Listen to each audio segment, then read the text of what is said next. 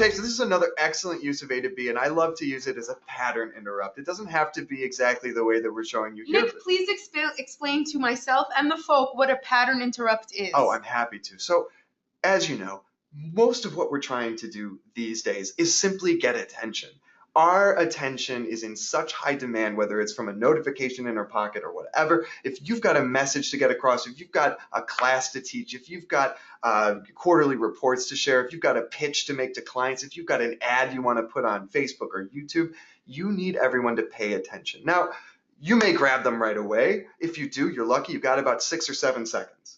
But after that, people's eyes start to glaze over. They start thinking about lunch. They start thinking about whatever it is your video's reminding them of. So even though animation or moving video has the ability to capture our attention, it ignites neurotransmitters in our brain. It brings us back to all these memories of youth. It does all this stuff.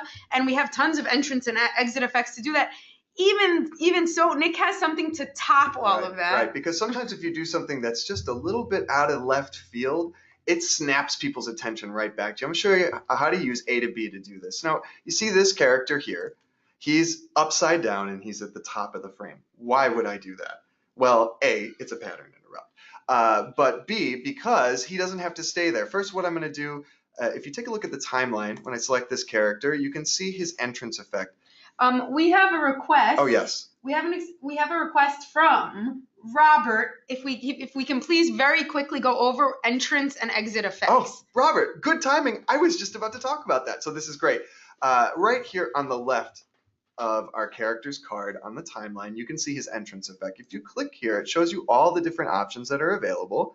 He can enter towards the right, towards the left, from the bottom going up, from the top going down. He can pop or he can fade into existence. You can also use a hand effect to swipe them on and off.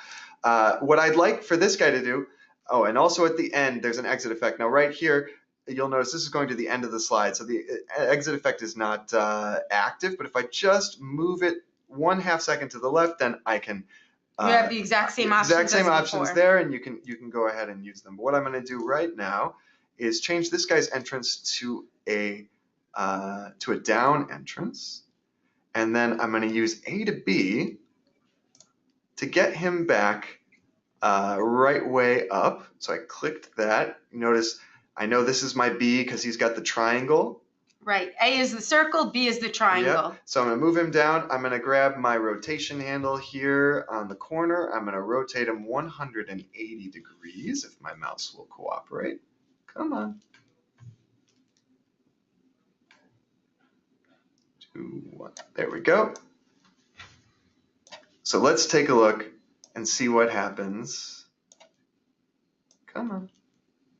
Here. Whoa!